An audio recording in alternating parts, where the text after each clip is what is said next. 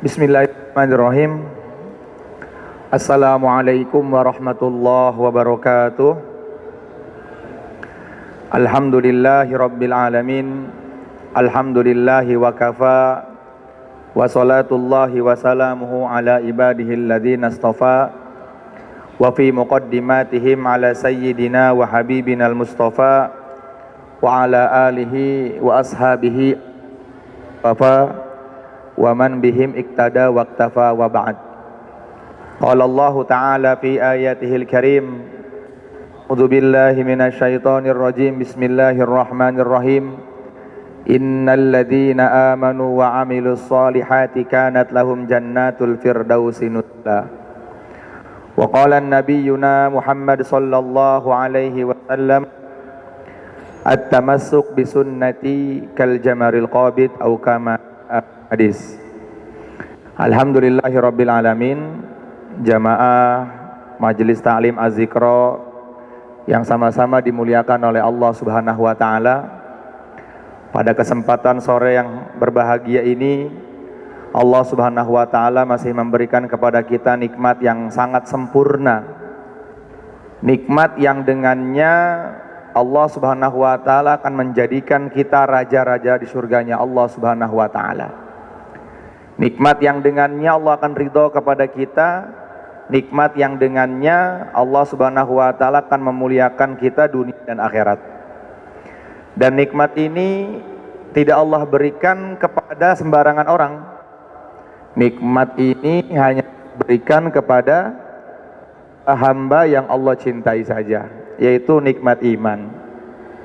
Nabi besar Muhammad SAW, beliau mengatakan sebuah hadis, innallaha yu'tid dunya ala man yuhibbuhu wa man lam yuhib, walakin yu'tid din ala man yuhibbuhu. Sesungguhnya Allah Subhanahu wa taala memberikan nikmat dunia kepada siapa saja yang Allah kehendaki.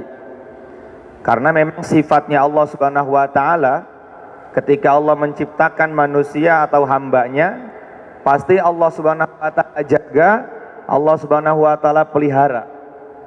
Dan setiap yang diciptakan Allah Subhanahu wa taala pasti ada rizkinya. Akan tetapi nikmat agama, yu'tiddin, nikmat iman, nikmat Islam, nikmat kenal kepada Allah, nikmat bisa kenal atas sunnah-sunnahnya Rasulullah, itu hanya Allah Subhanahu wa taala berikan khusus kepada orang-orang yang Allah cintai saja. Mudah-mudahan kita yang duduk di sini senantiasa disayang dan dicintai oleh Allah Subhanahu wa taala. Tidak terasa baru kemarin kita datang bulan Ramadan kepada kita. Sekarang bulan Ramadan sebentar lagi akan meninggalkan kita. Maka sebelum bulan Ramadan meninggalkan kita, kita harus introspeksi diri kita, muhasabah diri kita.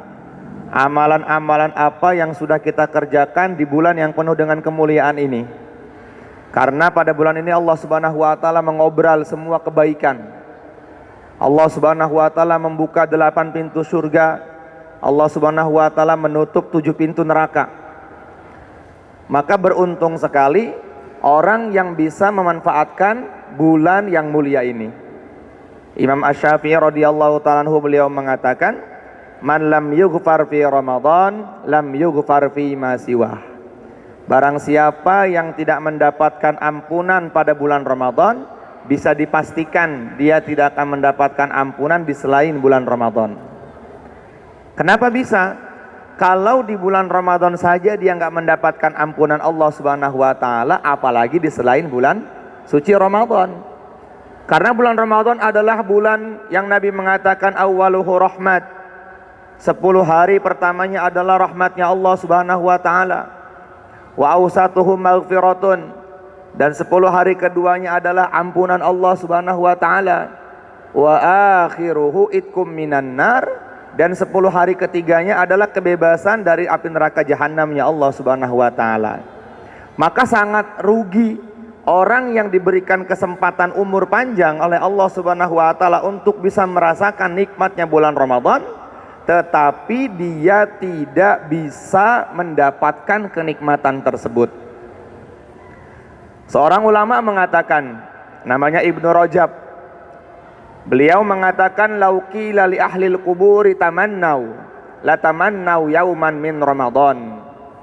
Kalau seumpama Allah Subhanahu wa taala bertanya kepada penghuni kubur, wahai penghuni kubur, apa yang kalian inginkan? Ayo sekarang berangan-angan, kata Allah kepada penghuni kubur. Maka penghuni kubur mereka akan mengatakan, la tamannau yauman min Ramadan. Ya Allah, boleh enggak izinkan aku, berikan kesempatan untuk bisa hidup kembali dan bisa merasakan suasana nikmatnya bulan Ramadan. Tapi sudah menjadi keputusan Allah. Pasti Allah Subhanahu wa taala mampu, cuman sudah menjadi sunnatullah. Ketika ada orang yang sudah meninggal dunia, dia tidak akan pernah bisa kembali ke dunia. Makanya jadilah orang yang cerdas. Siapakah orang yang cerdas? Orang yang cerdas adalah orang yang senantiasa memanfaatkan waktunya di dunia untuk persiapan berjumpa dengan Allah Subhanahu wa taala. Imam Ahmad Ibn Hanbal beliau mengatakan, ad-dunya darun amal. Dunia adalah tempatnya beramal. Jadi ketika kita hidup di dunia, makanya hendaknya kita senantiasa beramal. Allah berikan kepada kita amal-amal yang kalau kita mengerjakannya melalui lisannya Nabi akan mendapatkan keutamaan-keutamaan yang luar biasa. Apalagi kalau dikerjakannya di bulan Ramadan. Yang sunnah dilipat gandakan menjadi fardu, yang fardu dilipat gandakan menjadi 70 kali lipat. Maka kita ambil kesempatan ini. Maka kita harus bersusah payah untuk mendapatkan kesenangan yang selama-lamanya. Susah payahnya kita paling 60-70 tahun saja, atau mungkin sampai besok, sampai mati. Jadi susah payahnya orang beriman itu cukup sampai mati. Kalau matinya nanti setelah buka puasa, ya selesai susah payahnya. Nanti kita akan mendapatkan kesenangan yang selama-lamanya. Kemudian beliau melanjutkan, Imam Ahmad melanjutkan, wal akhiratu darun jaza. Dan akhirat adalah tempat untuk menerima balasan amal. Jadi jamaah yang dimuliakan oleh Allah Subhanahu wa taala, amal yang dikerjakan oleh orang beriman di dunia akan bernilai besar di hadapan Allah. Contoh, kalau kita mengucapkan kalimat subhanallah, maka kalimat subhanallah ini lebih berharga daripada dunia dan seisinya. Kalau kita mengucapkan kalimat subhanallah yang sifatnya seperti kayak biasa aja, mudah diucapkan, tetapi Allah Subhanahu wa taala akan nilai kalimat tersebut dengan surganya Allah Subhanahu wa taala, diganti dengan surganya Allah. Nabi mengatakan, man qala subhanallah gurisat nakhlatun fil jannah. Barang siapa yang mengucapkan subhanallah, maka Allah Subhanahu wa taala akan membangunkan satu pohon dalam surga. Satu subhanallah Allah ganti dengan satu pohon dalam surga. Kata para ulama, berarti ada kesempatan ketika kita mengucapkan kalimat tersebut, maka kita ada jaminan masuk ke dalam surganya Allah Subhanahu wa taala. Bahkan dalam riwayat lain, Nabi besar Muhammad mengatakan, kalimatani khafifatani 'alal lisan, sakilatani fil mizan, habibatani ilar rahman, subhanallah wa bihamdi, subhanallahil azim. Kalimatani, ada dua kalimat, khafifatani 'alal lisan, yang sangat sekali mudah diucapkan di lisan. Sakilatani fil mizan, enteng diucapkan di lisan, kemudian berat di timbangan Allah Subhanahu wa taala.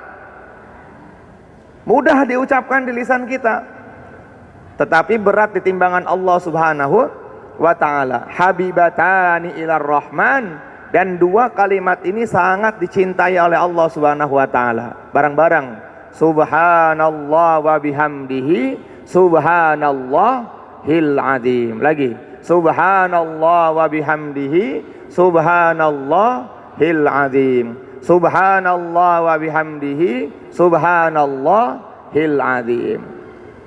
Tadi kita mengucapkan dua kalimat tersebut maka Allah Subhanahu wa taala akan bangunkan satu pohon istana dalam surga kita nanti, dan Allah akan mengampuni dosa-dosa kita.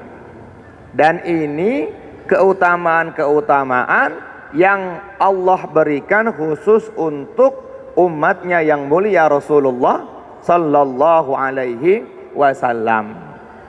Di antara kemuliaan umat ini, di antaranya adalah Allah berikan kepada umat ini satu bulan yang penuh dengan keberkahan. Kita akan baca hadis tentang keutamaan dan amalan-amalan apa saja yang dikerjakan di bulan suci Ramadan. Diambil dalam kitab Al-Matjarur Rabih. Bismillahirrahmanirrahim. Wa an Sahal bin Sa'din radhiyallahu anhu, dan telah meriwayatkan Sahal bin Sa'ad radhiyallahu anhu, anin Nabi sallallahu alaihi wasallam qol, Rasulullah sallallahu alaihi wasallam bersabda, kalau disebut nama Nabi maka wajib bersolawat, karena Rasulullah sallallahu alaihi wasallam adalah manusia yang paling sempurna, satu-satunya Nabi yang nanti akan memberikan syafaatnya kepada kita pada hari kiamat, dikala para Nabi mengatakan masing-masing. Kita datang kepada Nabi Adam mengatakan nafsi, nafsi, sendiri-sendiri. Kita datang kepada Nabi Ibrahim Khalilullah, Nabi Ibrahim mengatakan nafsi, nafsi, sendiri-sendiri. Kita datang kepada Nabi Musa Kalimullah, Nabi Musa mengatakan nafsi, nafsi, masing-masing sekarang. Tetapi ketika ini umat datang kepada Rasulullah sallallahu alaihi wasallam, Rasulullah mengatakan ana laha, ana laha, ana laha. Ini adalah tanggung jawab saya. Ini adalah tanggung jawab saya. Ini adalah tanggung jawab saya. Kalau kata guru kami Syaikhina Al-Kiram Kiai Uzairon Taifur Abdillah Allah yarham, beliau mengatakan padahal ketika sudah di akhirat nanti sudah tidak ada lagi kewajiban untuk memikirkan umat, untuk memikirkan orang lain. Tapi Nabi kita nih bukan hanya di dunia beliau memikirkan kita, di hadapan Allah pun beliau masih memikirkan kita. Bagaimana nanti keadaan umatku ya Allah. Bahkan dalam cerita disebutkan ketika Rasulullah sallallahu alaihi wasallam, ini sedikit cerita nih, ketika Rasulullah Mi'raj, maka Rasulullah berjumpa dengan Allah Subhanahu wa taala. Ketika beliau berjumpa dengan Allah Subhanahu wa taala, Allah Subhanahu wa taala berfirman kepada Rasulullah sallallahu alaihi wasallam, "Wahai Rasulullah, apa yang kamu inginkan?" Maka Nabi mengatakan, "Aku menginginkan bagaimana seluruh umatku selamat dunia dan akhirat." Di hadapan Allah Subhanahu wa taala, di tempat yang paling mulia yaitu Sidratul Muntaha, yang harus kita pahami sebagai penganut akidah Ahlussunnah wal Jamaah, Sidratul Muntaha itu bukan tempat Allah, ya. Sidratul Muntaha itu bukan tempat Allah. Sidratul Muntaha itu adalah tempat yang Allah Subhanahu wa taala sediakan untuk Rasulullah. Jadi Allah Subhanahu wa taala tidak butuh kepada tempat, ya. Bagaimana dalam kitab Aqidatul Awam? Mana santri-santri? Di sini ngaji Aqidatul Awam enggak? Ngaji ya? Fallahu mawjudun qadimun baqi mukhalifun lil khalqi bil itlaqi. Jadi Allah Subhanahu wa taala tidak membutuhkan kepada sesuatu yang dibutuhkan oleh makhluknya. Paham ya? Allah Subhanahu wa taala tidak membutuhkan sesuatu kepada yang dibutuhkan oleh makhluk. Jadi kalau seandainya kita mengatakan Allah Subhanahu wa taala bertempat, maka ini pelanggaran yang besar. Jadi buat Allah Subhanahu wa taala laisa kamitslihi syai'. Allah Subhanahu wa taala berbeda dengan makhluknya. Kembali ke ceritanya Rasulullah sallallahu alaihi wasallam. Kemudian Allah Subhanahu wa taala bertanya lagi, apa yang kamu inginkan? Fasal lima tuhib. Apa yang kamu mau wahai Rasulullah? Rasulullah sallallahu alaihi wasallam menjawab, ya Allah, selamatkan umatku nanti pada hari kiamat. Ya Allah, masukkan umatku nanti ke dalam surgamu nanti. Betapa sayangnya Rasulullah sallallahu alaihi wasallam kepada kita. Kita sayang gak sama Nabi? Apa sunnah yang sudah kita kerjakan hari ini? Yang tadi duha 8 rakaat siapa? Alhamdulillah. Yang tadi malam tahajud 12 rakaat siapa? Yang sudah hatam Quran selama 21 hari ini, santri-santri 2 kali aja, 2 kali. Nah, ada. Mana nih? Katanya cinta sama Nabi. Kalau cinta sama Nabi, maka senantiasa mengamalkan semua sunnahnya Rasulullah Sallallahu Alaihi Wasallam. Kalau namanya cinta tuh bukan hanya diucapkan, tapi harus ada pengorbanan, baru namanya cinta. Kalau kita bilang cinta sama calon istri kita, saya cinta sama kamu, tetapi kita nggak ada korban buat dia, maka cinta kita adalah cinta yang dusta. Ada seorang namanya siapa namanya? Laila Majnun. Namanya siapa? Majnun tuh? Uwais ya, benar Uwais ya. Qais ya. Ada seorang namanya Qais, jatuh cinta sama wanita namanya Laila. Setiap hari dia sebut namanya Laila.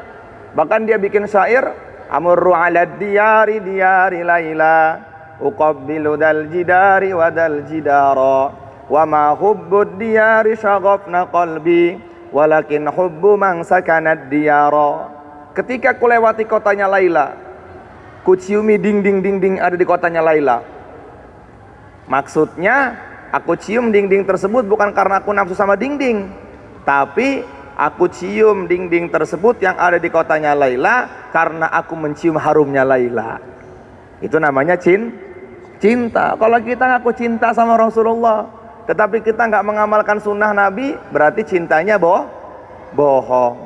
Dalam kitab Fadhailul A'mal disebutkan tuh, ta'sil ilaha wa anta tuzhiru hubbah, wa hadza la umri fil fi'ali badi, law kana hubbuka shadiqan la ata'tah, innal muhibba liman yuhibbu muti. Kalian semua sekarang mengaku cinta kepada Allah dan Rasulnya, tetapi tingkah laku kalian, amalan kalian jauh dari apa yang Allah sampaikan melalui lisannya Rasulullah Sallallahu Alaihi Wasallam. Wa hadza la umri fil fi'ali badi, law kana hubbuka shadiqan la ta'tah. Kalau kalian tuh betul-betul cinta kepada Allah dan Rasulnya, maka innal muhibba liman yuhibbu muti, kita harus mengikuti orang yang kita cintai.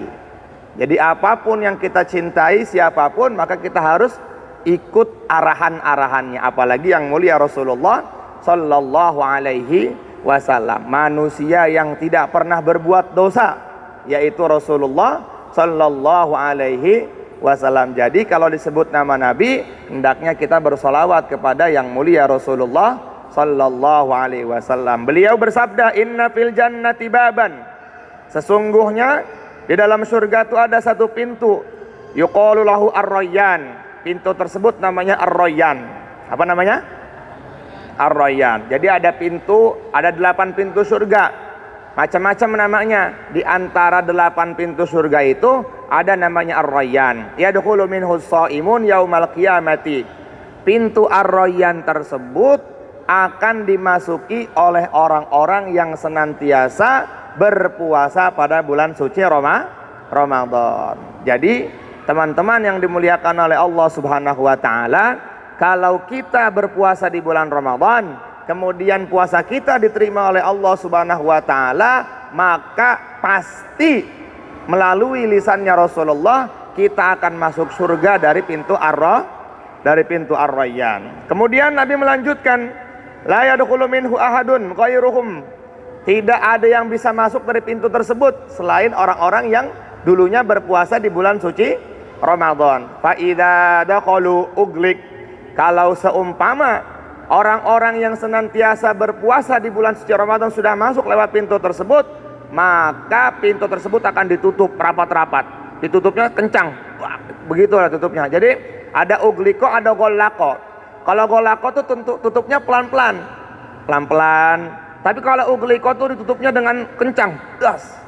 Kayak kita ada yang datang ke rumah kita, tapi orang yang kita benci sama dia, pas lihat dari jendela kita buka pintu, wah datang kamu nih ke tempat saya, dan kita nggak senang, langsung ditutup. Nah itu seperti itu. Jadi orang-orang yang masuk lewat pintu ar-rayyan, ketika semua sudah masuk ke dalam pintu tersebut, ya ke dalam surga melalui pintu tersebut, maka Allah tutup rapat-rapat. Jadi nggak ada yang bisa masuk lagi. Falam yadkhul minhu ahadun.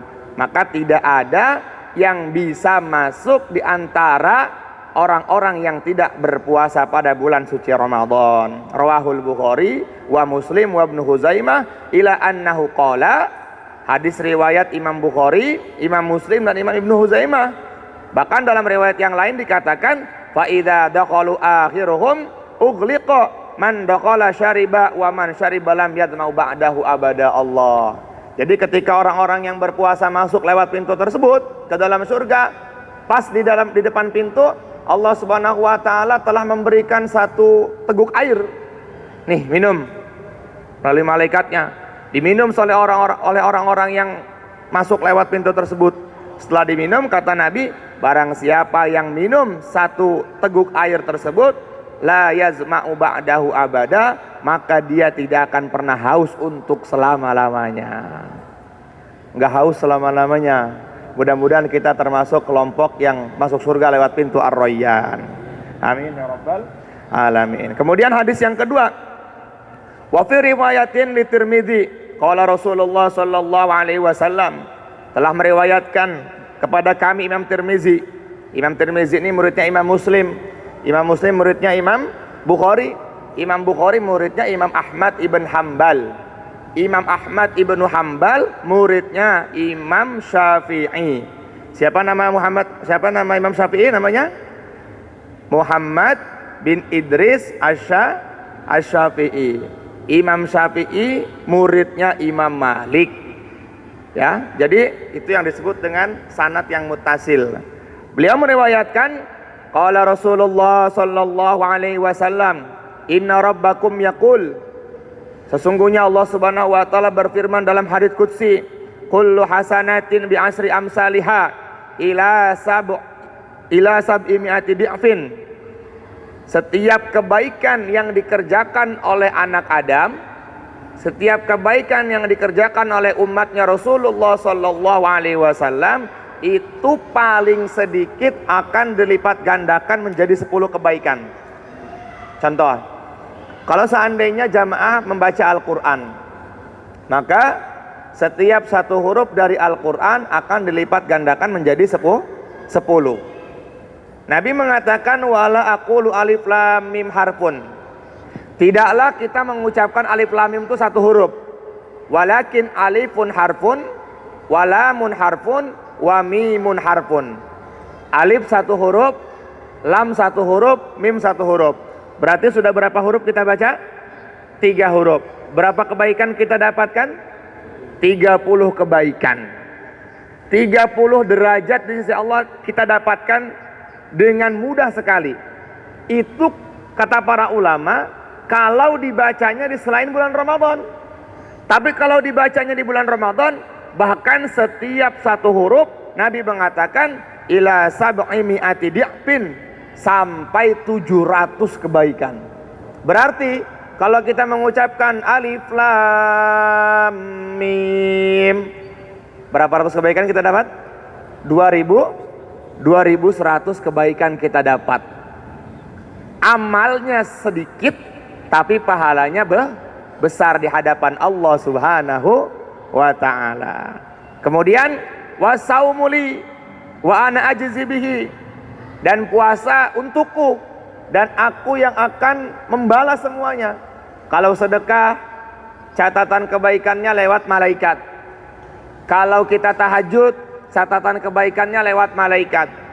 Kalau kita berjamaah di masjid, catatan kebaikannya lewat malaikat. Tapi untuk berpuasa di bulan suci Ramadan, Allah sendiri langsung yang mencatat kebaikan kita. Wasaumuli wa ana ajzi bihi. Puasanya untuk saya, kata Allah. Kenapa? Karena dia telah mengosongkan perutnya, melawan hawa nafsunya demi taat kepada perintah saya. Sehingga Allah Subhanahu wa taala berikan karunia yang besar kepadanya. Amalan puasa itu sendiri langsung Allah Subhanahu wa taala yang membalas kebaikannya. Kalau sudah Allah yang membalas, aman kita. Contoh misalnya, saya bilang sama Bang Andi, Bang Andi, selama 1 bulan ini, semua kebutuhan Bang Andi saya cukupin, bismillah. Dari mulai keperluan dapur, kemudian keperluan anak sekolah, saya cukupin, dicukupi. Kira-kira Bang Andi ini Aman apa enggak? Aman enggak? Aman sekali. Aman sekali. Nah, ini yang berbicara Rasulullah, yang berfirman Allah melalui hadits qudsi, wasaumu li wa ana ajzi bihi. Puasa itu buat saya, jadi saya yang mencukupi dia. Dicukupi oleh Allah Subhanahu wa ta'ala, yang mencukupi zat yang menciptakan 7 lapis langit dan 7 lapis bumi. Kita dicukupi oleh zat yang menciptakan miliaran, bahkan nggak tahu tuh berapa jumlahnya malaikat. Dalam riwayat hadis dikatakan kalau datang malam Lailatul Qadar, maka Allah Subhanahu wa ta'ala akan menurunkan malaikat yang jumlahnya lebih banyak daripada air hujan yang turun. Sehingga dari riwayat dikatakan kalau terjadi Lailatul Qadar, dunia ini sempit. Kenapa?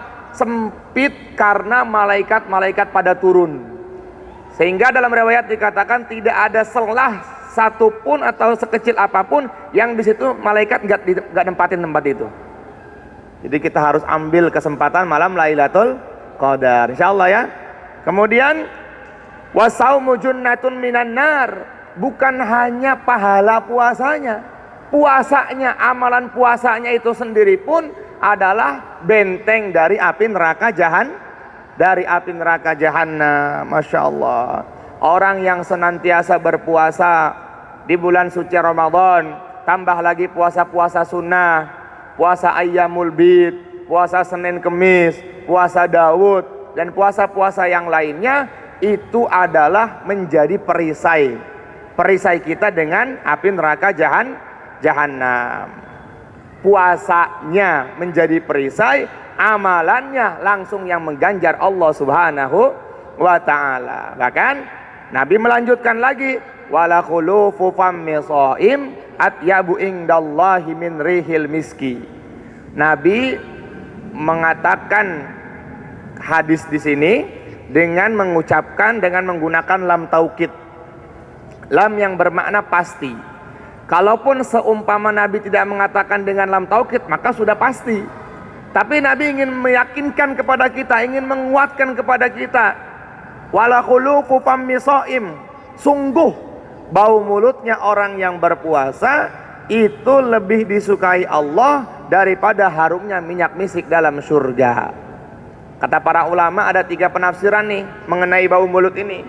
Penafsiran pertama, bau mulut kita sekarang nanti akan diganti oleh Allah Subhanahu wa ta'ala ketika kita di akhirat dengan harum yang lebih Allah cintai daripada harumnya kasur dalam surga. Penafsiran pertama. Penafsiran kedua, bau mulut kita nih Allah akan ganti nanti ketika di mahsyar. Dari mulut kita nih akan keluar cahaya. Jadi Rasulullah bisa mengenali kita sebagai umatnya ketika nanti di mahsyar, dari mulut kita akan ada cahaya. Dan itu cahaya tersebut adalah cahaya yang Allah berikan khusus kepada orang-orang yang berpuasa di bulan Ramadan. Jadi kalau nggak puasa nggak dapat cahaya ini. Sehingga bisa dipastikan orang yang nggak puasa nggak diaku oleh Nabi sebagai umat. Kenapa? Karena Nabi bisa mengetahui kita dari cahaya tersebut. Yang ketiga, bau mulut di sini adalah bau mulut di dunia. Jadi yang sekarang kita nih, bau mulut kita nih karena kita menahan lapar, menahan minum untuk taat kepada Allah Subhanahu wa ta'ala, ya. Kita selesaikan semua kegiatan-kegiatan kita sehingga kita imsak dari perkara yang membatalkan puasa. Bau mulut kita ini yang sekarang ini Allah sangat suka daripada harumnya kasturi dalam surganya Allah Subhanahu wa ta'ala. Jadi kesimpulannya dari 3 hadis ini adalah betapa besar kemuliaan umat ini, sehingga Allah Subhanahu wa ta'ala pandang setiap amal-amal yang dikerjakan oleh umatnya yang mulia Rasulullah sallallahu alaihi wasallam. Maka dari itu, sebelum bulan Ramadan meninggalkan kita, marilah kita sama-sama muhasabah diri kita. Bagaimana kita dekat dengan Allah Subhanahu wa ta'ala, bagaimana seluruh sunnah kita kerjakan, bagaimana Al-Quran kita hatamkan. Karena Ramadan dengan Al-Quran kaitannya sangat erat sekali, ya. Allah Subhanahu wa ta'ala berfirman, bagaimana? syahrul ramadhan alladzi unzila fihil qur'anu hudan linnasi wa bayyinatin minal huda wal furqan.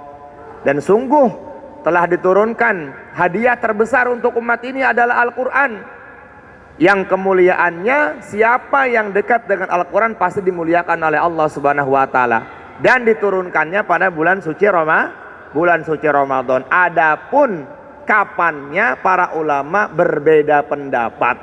Yang penting Allah Subhanahu wa Ta'ala menurunkan Al-Quran pada bulan suci Ramadan, sehingga orang yang senantiasa bersama Al-Quran maka Allah akan muliakan dia. Nabi yang paling mulia siapa? Nabi Muhammad. Kenapa? Karena Allah berikan Al-Quran kepadanya. Umat yang paling mulia siapa? Umatnya Rasulullah Sallallahu Alaihi Wasallam. Kenapa? Karena kita punya hadiah besar dari Allah, yaitu Al-Quran. Al-Quran ini akan kita baca sampai nanti kita masuk ke dalam surganya Allah Subhanahu wa Ta'ala.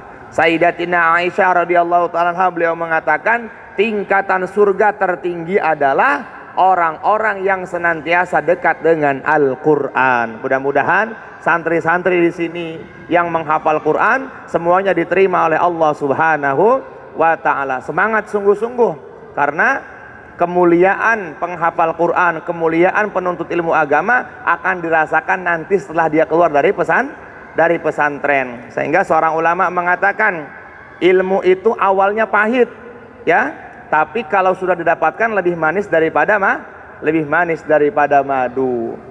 Imam Syafi'i mengatakan kalau kalian ingin mendapatkan kemuliaan maka hendaknya kalian harus punya ilmu agama. Orang kalau pengen mulia kalau nggak ada ilmu agama maka Allah akan hinakan dia. Terus kemuliaan orang-orang yang menuntut ilmu agama diantaranya adalah bangun di waktu malam. Seorang ulama mengatakan man talabal ula syahiral layali, barang siapa yang menginginkan kemuliaan dunia dan akhirat hendaknya dia bangun tengah malam, sholat tahajud, menangis kepada Allah Subhanahu wa Ta'ala. Karena cara cepat untuk mendatangkan ilmu yang bermanfaat adalah kita senantiasa taqarrub kepada Allah Subhanahu wa Ta'ala. Ilmu itu cahaya, dan cahayanya Allah Subhanahu wa Ta'ala tidak akan masuk ke dalam hati yang kotor. Semoga Allah Subhanahu wa Ta'ala terima kita semuanya, dan Allah Subhanahu wa Ta'ala jadikan kita hamba yang bertakwa kepada Allah Subhanahu wa Ta'ala, dan mudah-mudahan puasa kita diterima oleh Allah Subhanahu wa Ta'ala, dan nanti di akhir bulan Ramadan Allah berikan predikat tertinggi kepada kita menjadi